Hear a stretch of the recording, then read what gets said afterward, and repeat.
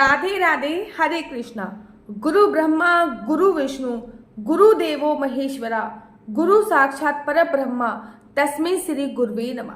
आप सभी को साल की सबसे ज्ञानवर्धक पूर्णिमा गुरु पूर्णिमा की अनंत और अनंत शुभकामनाएं। पूरे साल भर में 12 पूर्णिमासी आती हैं और जब भी अधिक मास होता है तब पूर्णिमा 13 हो जाती है।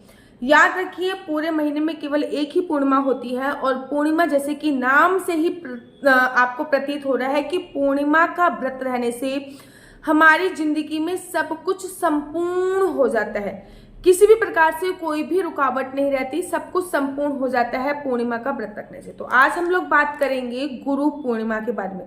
पूर्णिमा का व्रत ऐसा होता है जिसके बारे में भगवान कन्हैया जी ने स्वयं माता यशोदा को बताया था।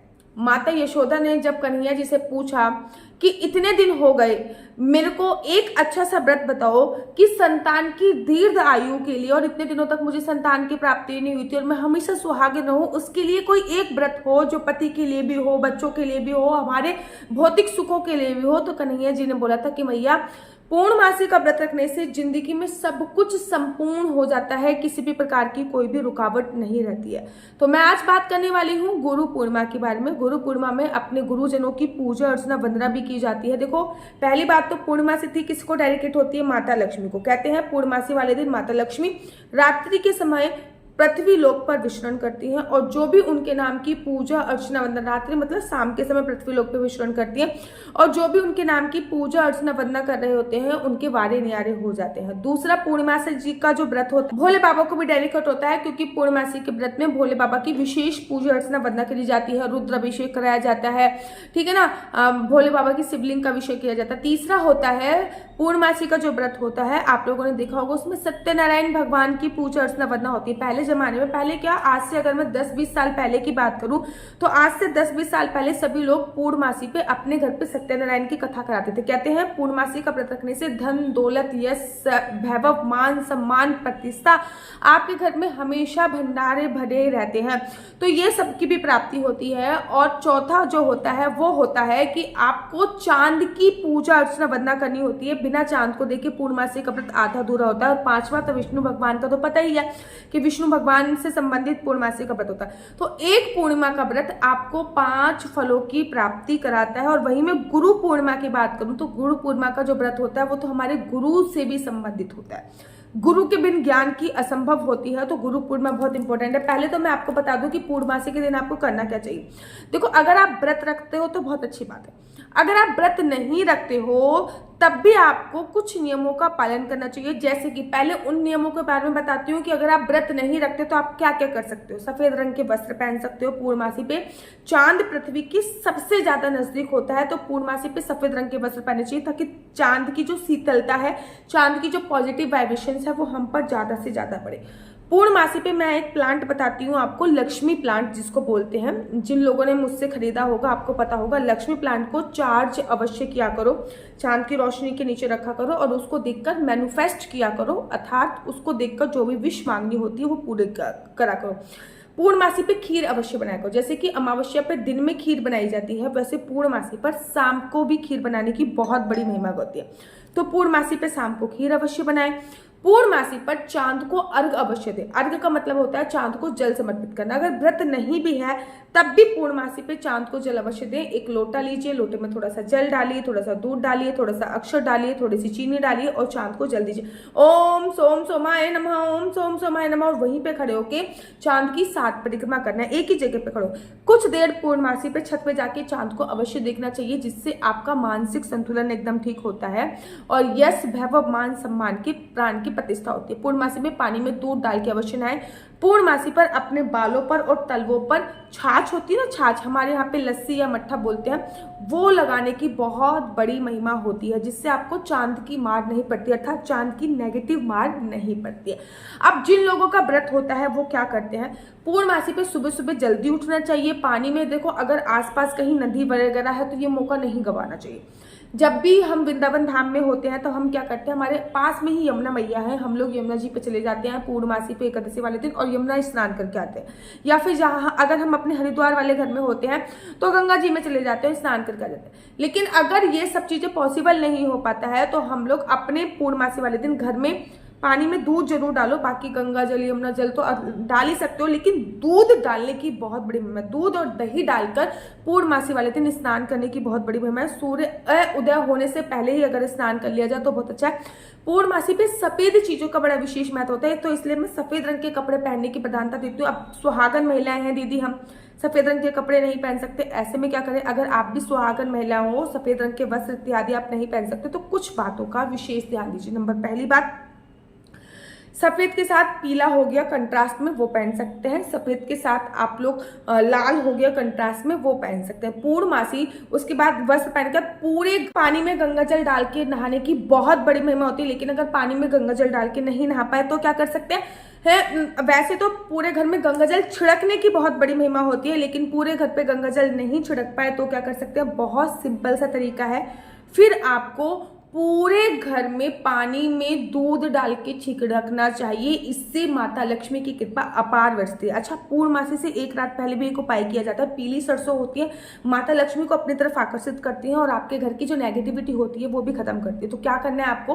पीली सरसों पूर्णमासी से एक रात पहले अपने पूरे घर में पीली सरसों का छिड़काव कर दीजिए। पूर्णमासी से एक रात पहले पीली सरसों का छिड़काव कीजिए और उसके बाद और रात को सुबह सुबह जब आप झाड़ू लगाओगे ना तो वो आपके घर की नेगेटिविटी खींच के ले जाएगी। अब ना तो नेगेटिविटी भी खींच के ले जाएगी, साथ ही के साथ लक्ष्मी माता का स्थायी वास करेगी। तो पूर्णमासी वाले दिन और पूर्णमासी से एक रात पहले पीली सरसों का अपने पूरे घर में छिड़काव अवश्य कीजिए। पूर्णमासी वाले दिन एक दो कार्य अवश्य कीजिए, जैसे कि दहलीज अवश्य पूजिए। माता लक्ष्मी पूर्णमासी वाली रात को पृथ्वी लोक पर विचरण करती हैं शाम को, और ना हल्दी की खुशबू माता लक्ष्मी को अपनी तरफ आकर्षित करती है। तो जब आप दहलीज पर अपनी चौखट पर हल्दी लगाते हो तो माता लक्ष्मी का स्थायी वास आपके घर में होता है। पूर्णमासी वाले दिन घर के बाहर स्वास्तिक हल्दी से जरूर बनाइए। पूर्णमासी का व्रत रखा है तो पूर्णमासी का पहले नहा धो के तैयार हो जाइए, व्हाइट कलर के कपड़े पहन लीजिए, अपने घर के मंदिर में चले जाइए, पूरे घर का मंदिर साफ कर लीजिए। जो भी प्राण प्रतिष्ठित प्रतिमा है जैसे कि लड्डू गोपाल हो गए, जुगल जोड़ी सरकार हो गई, उनको स्नान कराइए, उनको सफेद रंग के वस्त्र इत्यादि अवश्य पहनाइए। उसके बाद संकल्प लीजिए कि मैं आज पूर्णमासी का व्रत रख रही हूँ। संकल्प में आपको क्या करना है? श्री विष्णु श्री विष्णु श्री विष्णु, मेरा नाम आशु चौहान है, मेरा गोत्र केमलक्ष है, मेरा निवास धाम वृंदावन है। आज मैं पूरी विधि विधान से पूर्णमासी का व्रत कर रही हूँ। यह व्रत मैं फलाहार खा के यह व्रत मैं एक समय भोजन खा के करूंगी। भगवान श्री हरि विष्णु मेरा यह व्रत संपूर्ण करने में मेरी सहायता करे। ये ऐसा बोलकर आपको ये सामग्री भगवान विष्णु के, आप चावल से ही संकल्प ले सकते हो। पूर्णमासी पे जो हम संकल्प लेते हैं वो चावल से लेते हैं। अब उसके बाद आपको क्या करना होता है? उसके तत्पश्चात आपको विशेष तौर पर पूर्णमासी पर आपने जो कथा है, पूर्णमासी की कथा पढ़िए, सत्यनारायण की कथा पढ़िए, खीर बनाने के लिए रख दीजिए। उसके बाद आरती कीजिए। उसके बाद अपने तुलसी माता के पास जाइए, तुलसी माता पे दीप प्रज्वलित कीजिए, तुलसी माता की आरती कीजिए। उसके बाद आपको अपने घर में पंजीरी भी अवश्य बनाए। जो सत्यनारायण की कथा की जो पंजीरी बनती है ना, उसमें केला डालिए, केला डालिए। जैसे एकादशी पर तुलसी की पूजा का बड़ा विशेष महत्व होता है, वैसे पूर्णमासी पर केले की पूजा का बड़ा विशेष महत्व है। तो केले की पूजा अवश्य कीजिए।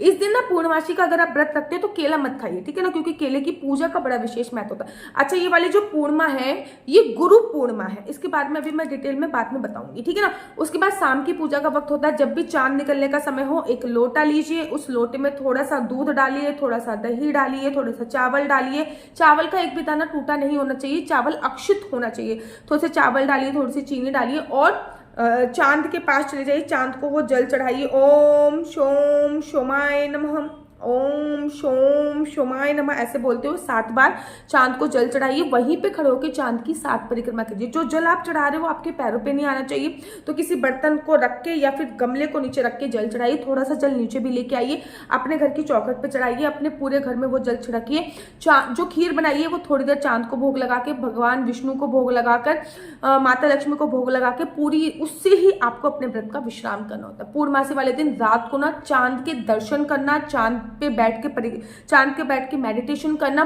बहुत अच्छा होता है। अच्छा, ये वाली जो पूर्णिमा है ये गुरु पूर्णिमा है। ऐसे में आपको क्या करना है? अगर आप अपने गुरु के पास जा रहे हो, उनके चरण छूइए, उनको कोई वस्त्र इत्यादि अवश्य दीजिए। लेकिन अगर आप गुरु के पास नहीं जा पा रहे हो तो अपने गुरु जी की कुछ ऐसी प्रतिमा, जैसे कि मेरे गुरु जी संत श्री प्रेमानंद जी महाराज है, तो गुरु जी की कुछ ऐसी प्रतिमा अपने घर पे रखिए और फिर इनके पैरों को छूकर उनको कुछ मिष्ठान भोग लगाकर इनके नाम से कुछ दक्षिणा बाहर बांटकर गौ माता को, इनके नाम से गौ माता को चारा खिलाकर आप ये वाला व्रत जो होता है वो संपूर्ण कर सकते हैं। याद रखिए, अगर गुरु पूर्णिमा पर अपने गुरु के पास जा सकते हैं, इससे अच्छा कुछ भी नहीं है।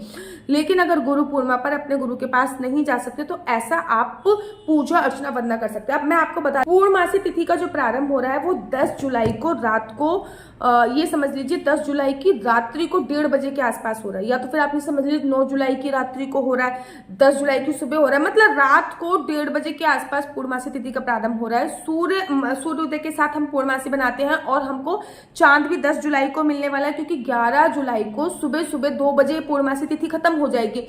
मतलब 10 तारीख को पूरे दिन की पूर्णमासी रहने वाली है, पूरी रात की पूर्णमासी रहने वाली है। तो हम 10 तारीख को व्रत रखेंगे, रात को शाम की पूजा अर्चना वंदना भी हम 10 तारीख को करेंगे। जो लोग व्रत रखते हैं वो भी 10 तारीख को करेंगे। स्नान दान की पूर्णमासी भी 10 तारीख को, मतलब ये समझ लीजिए 1:30 बजे से प्रारंभ हो रहा है, रात को 1:30 बजे खत्म हो जाएगी, ये बात याद रखिए।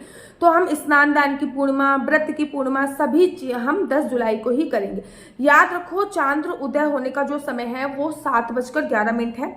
चांद उदय, क्योंकि इस टाइम पे ना सावन का महीना चालू हो गया है और हर जगह ना बरसात वगैरह, मतलब पूर्णमासी से प्रारंभ भी हो जाता है, पूर्णमासी के नेक्स्ट से हर जगह बरसात वगैरह हो रही है। तो ऐसा हो सकता है कि बहुत सारी जगहों पर आपको चांद दिखाई ना दे, तो आप भगवान शिव के मस्तक पे चंद्रमा विराजमान है ये सोचकर चांद को जल दे दीजिएगा, ठीक है ना। वैसे चांद निकलने का जो समय है वो 7:11 पे है। चांद को जल देने के बाद आप अपने व्रत का विश्राम कर सकते हैं। पूर्णमासी पे मीठा भोजन ही खाया जाता है, पूर्णमासी पे नमक का भोजन नहीं खाया जाता।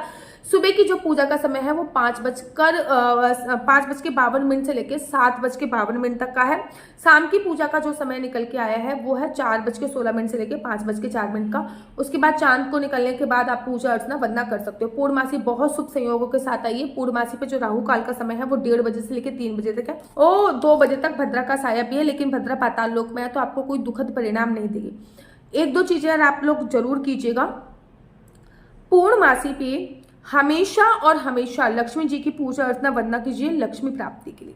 भगवान विष्णु की पूजा अर्चना वंदना कीजिए भक्ति प्राप्ति के लिए।